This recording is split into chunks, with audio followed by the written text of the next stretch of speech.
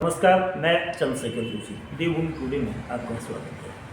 2024 के लोकसभा चुनाव अब घोषित हो चुके हैं। 19 अप्रैल से 1 जून तक मतदाता तमाम राजनीतिक दलों के भविष्य का फैसला करेंगे और उत्तराखंड लगातार दूसरी बार पहले चरण में वोट करेगा। उत्तराखंड के जो लोग हैं 5 सीटों के लिए मतदान करेंगे। अल्मोड़ा संसदीय सीट इसलिए भी ये हॉट है कि ये सीट डॉक्टर मुरली मनोहर जोशी से इसका इतिहास रहा है। बड़े नेता थे, हरीश रावत कांग्रेस के बड़े नेता रहे और वर्तमान में इस सीट पर जो 14 विधानसभा की सीटें हैं उनमें से एक सीट चंपावत विधानसभा सीट से मौजूदा मुख्यमंत्री पुष्कर सिंह धामी सीट की नुमाइंदगी विधानसभा में करते हैं। तो भारतीय जनता पार्टी के अजय टम्टा और कांग्रेस के प्रदीप टम्टा लगातार चौथी बार इस सीट पर मुकाबले में हैं। पिछले 2 चुनावों में 2014 और 2019 में इस सीट पर भारतीय जनता पार्टी ने आसानी से जीत दर्ज की। तो अब चूँकि 2024 में हैट्रिक की ओर बीजेपी इस सीट को चाहती है और इसी तरह से भारतीय जनता पार्टी का नारा राष्ट्रीय परिप्रेक्ष्य में अब की बार 400 पार है। तो कांग्रेस उन चुनौतियों का मुकाबला करने के लिए अल्मोड़ा लोकसभा सीट की खासतौर पर चंपावत जिले की चंपावत और लोहाघाट और समग्र तौर पर अल्मोड़ा सीट पर क्या उसकी स्थिति है, क्या उसकी तैयारियां हैं, संगठन किस तरह से इन चुनावों को लेकर काम करेगा, इन सब को जानने के लिए कांग्रेस के वरिष्ठ नेता 2 बार के विधायक पूर्व दर्जा मंत्री हिमेश कटवाल जी से बात करते हैं। तो हिमेश जी, आपका बहुत स्वागत है। बहुत धन्यवाद आपका। क्या चूँकि भारतीय जनता पार्टी ने 5 लोकसभा सीटों के प्रत्याशियों के नाम तय किए हैं और अभी कांग्रेस नामों को तय करने में भी पीछे हो, नैनीताल की सीट और हरिद्वार की सीट का नाम भी तय नहीं हुआ है, एक तो ये, और दूसरा ये अल्मोड़ा सीट पर जो पिछले 2 चुनावों का नतीजा जिस तरह से रहा है तो उसको पलटने के लिए मतलब कांग्रेस कैसे इस सीट को जीतने के लिए रणनीति बना रही है? देखिए, हमारे पास अल्मोड़ा संसदीय सीट में प्रदीप टम्टा जी जैसा एक कर्मठ और जुझारू व्यक्तित्व हमारे पास है, जिसका इतिहास संघर्षों का इतिहास है, जो ज़मीन से निकला है, मिट्टी से जुड़ा हुआ है। चाहे नशा नहीं रोजगार आंदोलन हो, चाहे चिपको आंदोलन हो, ये दोनों आंदोलन में एक कर्मठ कार्यकर्ता के रूप में, एक स्वयंसेवक के रूप में भाई प्रदीप ने अपनी सेवाएं दी हैं। यहाँ के नौजवानों की आवाज़ उठानी हो, पहाड़ को नशे से बचाना हो, इन सब बातों के लिए प्रदीप टम्टा का देश की सबसे बड़ी संसद में जाना बहुत आवश्यक है। और पिछले 2 चुनाव में आपने देखा होगा, जो बीजेपी के सांसद रहे, हमारी विधानसभा में, हमारे ही जिलों में, हमारी लोकसभा में अनेकों गांव उन्होंने गोद लिए। उनके हालात क्या हैं मैं देख रहा था। लोग चुनाव बहिष्कार की बात कर रहे हैं, लोग इनके दावों की, मैं कोसनी के लोगों की देख रहा था कि 40 योजनाएं बता रहे थे, तो वो कह रहे थे भैया सांसद 4 योजनाओं के नाम बता दें। हमारे इधर ही सल्ली का एक गाँव गोद लिया था इन्होंने। मैं सोच रहा था सांसद ने गोद ले लिया, हाई स्कूल का इंटर हो जाएगा, सड़क आगे तक पहुंच जाएगी, मगर इन 10 सालों में हुआ क्या? सिफर। ये सिर्फ और सिर्फ खाली एक चेहरा दिखा करके, एक सब्जबाग दिखा करके और बड़ा इवेंट करके इस चुनाव को, लोगों की भावनाओं को प्रभावित करने की कोशिश कर रहे हैं। मगर पहाड़ की जनता बहुत समझदार है और वो समझ चुकी है कि कौन संघर्षों का साथी है, कौन तब करके निखर करके बाहर आया है, कौन भारत की उस सबसे बड़ी संसद में हमारे मुद्दों को प्रखरता से रख सकता है, और उसके बाद वो वोट करेगी। तो मैं समझता हूँ कि कहीं ना कहीं प्रदीप टम्टा एक अच्छी लीड के साथ इस सीट को निकालेंगे, ऐसा मेरा मानना है। भारतीय जनता पार्टी के लिए प्रत्याशी अब बहुत मायने नहीं रखता है। उनका पूरा चुनाव कैंपेन नरेंद्र मोदी के नाम पर है, प्रधानमंत्री के नाम पर है, और प्रधानमंत्री मोदी, एक मोदी की गारंटी सीरीज उनकी ओर से चलाई गई है। अब दोनों पार्टियों में कांग्रेस किस तरह से जो मुकाबला करेगी प्रदीप टम्टा वर्सेस नरेंद्र मोदी? देखिए, जो आपने कहा मोदी जी की गारंटी, ये पहले तक मोदी जी वो गारंटी देते थे तो हमेशा कहते थे जुमला है। अब उन्होंने उसका नाम बदल के, जुमला का नाम बदल के गारंटी कर दिया।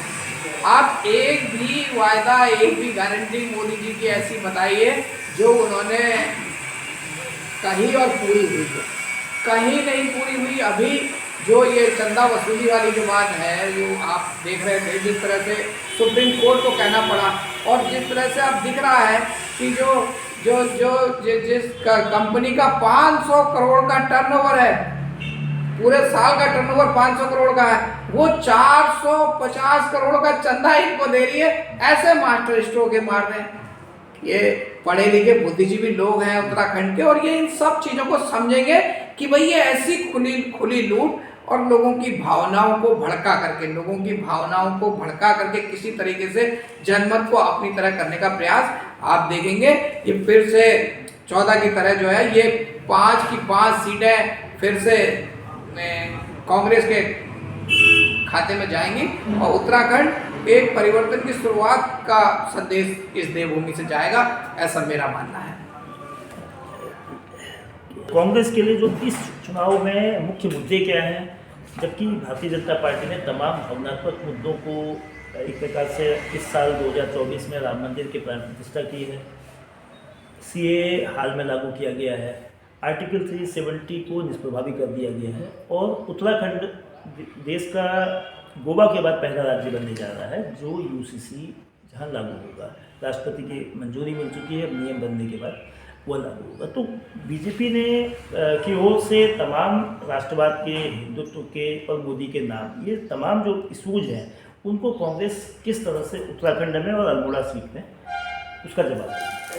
देखो, और सिर्फ नारों की राजनीति करते हैं। भाजपा के जय श्री राम में कहीं राम नहीं दिखाई देता है, सिर्फ सत्ता दिखाई देती है कि ये इनके प्रकार सत्ता हथियाना, कहीं राम राज्य की बात इनके शासन में नहीं दिखाई देती, और राम तो जड़ से ही नदारद है इनके जय श्री राम में। ये आपको इस बात को मानना होगा आपको। जहाँ तक मुद्दों की बात करी, आप बेरोजगार ठगा हुआ महसूस कर रहे हैं। तो 2 करोड़ लोगों को रोजगार देने वाले लोग आज रोजगार की बात नहीं कर रहे हैं।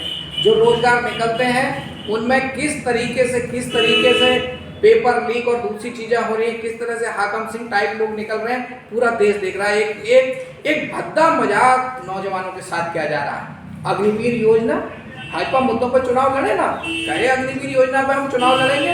इनके अजय टंटा जी कहे बहुत अच्छी योजना है अग्निवीर, और इस बार उत्तराखंड की जनता अग्निवीर पर मतदान करेगी, कहे ना पब्लिक में जाकर के, देखें फिर जवाब क्या मिलता है। जहां तक महिला की बात कर रहे हैं, अंकिता भंडारी के हत्याकांड में शब्द इनके मुंह से नहीं फूटा, एक शब्द ये लोग नहीं बोले।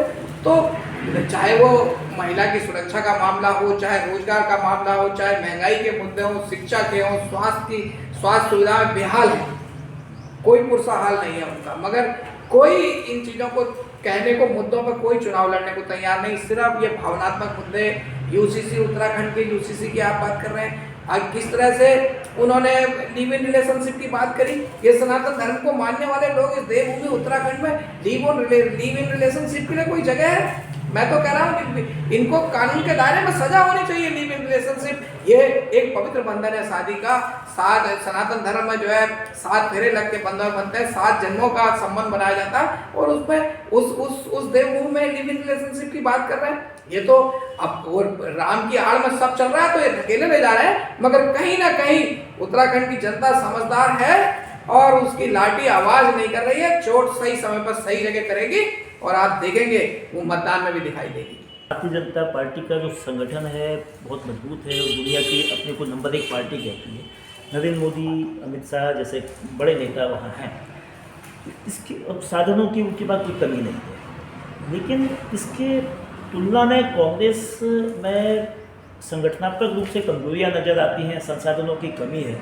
तो कैसे दोनों पार्टी, मतलब भारतीय जनता पार्टी को हैट्रिक बनाने से उत्तराखंड में 5 सीटें और देश में तीसरी बार सरकार बनाने से रोकने के प्रयास हो गए? देखो, हमें ये स्वीकार करने में कोई गुरेज नहीं है कि संसाधनों में हम भाजपा के सामने कहीं नहीं है। क्यों? क्योंकि उनके पास अथाह पैसा आपने आप भी छिपा हुआ नहीं है। जो लिस्टें निकली हैं, जो चंदे की लिस्टें निकली हैं, जग जाहिर हो गया है उससे कि किस तरह से इन्होंने रंगदारी वसूली है। एक तरह से रंगदारी वसूली है। सीधे सीधे आप देखेंगे उनके चंदा देने का समय, उनको काम आवंटित करने का समय, उनके यहाँ ईडी के छापे, जब इनकी सबकी आप तुलनात्मक करें तो वो करेंगे तो आपको लगेगा कि भैया ये तो यहाँ छोटा राजन और किसी की जरूरत ही नहीं थी। यहाँ तो सबसे बड़ा रंगबाज हमारे देश में मौजूद है। जब पाकिस्तानी कंपनी भी पुलवामा हमले के बाद जो है भाजपा को चंदा दे सकती है, तो कहीं ना कहीं जो बुद्धिजीवी हैं उनके मन में ये बात चोट कर रही है कि कहीं ना कहीं पहले तो लोग कहते थे दाल में काला है, पूरी दाल ही काली है, दाल में काला नहीं है, पूरी दाल ही काली है।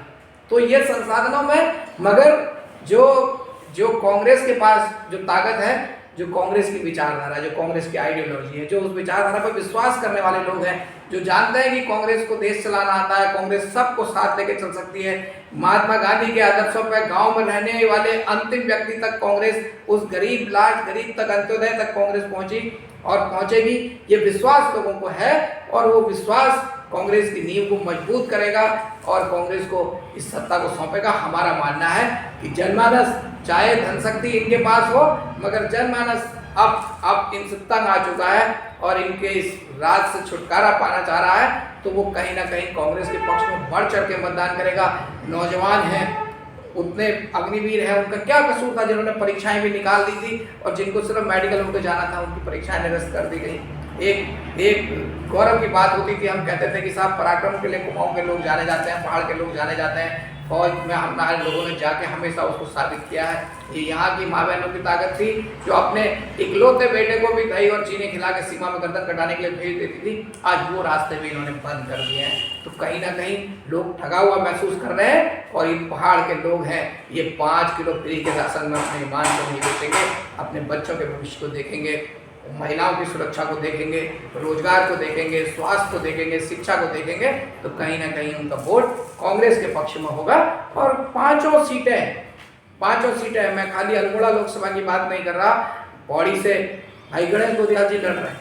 जिस दिन से वो चुनाव मैदान में गए हैं, पूरी विपक्षी पार्टी में यहाँ से लेकर दिल्ली तक घबराहट है, किस तरीके से तोड़ो, कहीं ईडी से धमका के, कहीं इधर से, कहीं विधायकों को तोड़ो, कहीं सांसदों को तोड़ो, कहीं पूर्व नेताओं को, पूर्व ब्लॉक प्रमुखों को, उनको तोड़ो, ये इनके प्रकार है। मगर जनता सब देख रही है, जनता सब देख रही है। आप देखेंगे हरिद्वार, पौड़ी, नैनीताल, अल्मोड़ा, टिहरी, ये सारी सीटें अब प्रत्याशित रूप से कांग्रेस की झोली में जाएंगी और एक संदेश यहाँ से जाएगा पूरे देश के लिए कि भाई ये जो इनकी नीति है, जो इनके कार्यक्रम है, वो कहीं ना कहीं भारत के लिए अच्छे नहीं है, भारत की एकता के लिए अच्छे नहीं है, भारत के संविधान के लिए अच्छे नहीं है, भारत के लोकतंत्र के लिए अच्छे नहीं है। और इन सब को अगर बचाना है तो फिर से कांग्रेस को मजबूत करना है, कांग्रेस को संगठन और संसाधन के तौर पर भाजपा कांग्रेस का जो आत्मविश्वास है वो भी कम नहीं है। उसे उम्मीद है कि 5 लोकसभा सीट जो 2014 और 2019 में उत्तराखंड से कांग्रेस ने गंवाई थी, इस बार उसकी वापसी होगी और जो चुनाव जो है भावनात्मक मुद्दों के बजाय जनता के मुद्दों पर लड़ा जाएगा। और जब 19 अप्रैल को लोग वोट डालने के लिए जाएंगे तो वो अपने इशू जो उनके रोटी कपड़ा और मकान, शिक्षा, स्वास्थ्य से संबंधित है, उन पर जरूर तवज्जो देंगे।